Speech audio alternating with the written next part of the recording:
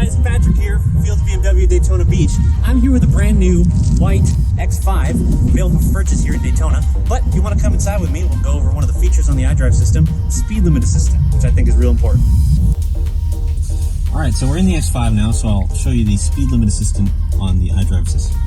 So, the set button on the cruise control side automatically sets the speed of the car to the speed limit of the road, which is displayed here on the dash. The car gets this information from a camera built into the car, as well as from road map data that it has stored on the vehicle. If you don't want it to do that, you can go to Car here, Settings, and then Driver Assistance, and then underneath the Speed Limit Assistance tab, you can adjust how the set button functions. So adjust manually as it's set now will do like I said, it will set it to the speed limit of the road. If you want, Show Current Limit will disable that function and just show the speed of the road on the dash, but the set button will only set it to however fast you're already going. Or the off setting just does not show the speed limit and the set button does not do the speed limit assistance.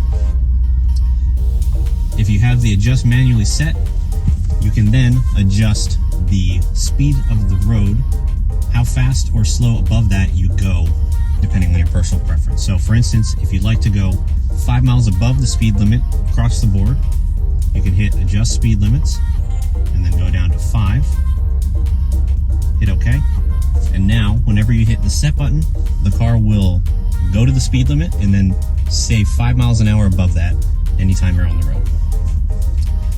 Then the second adjustment up to 40 miles an hour checkbox, if you turn that on, that works for slow speeds, basically for any speed road that is under 40 miles an hour. So again, you can choose how fast or slow you want to go above the speed limit in those situations. So hopefully that's been helpful.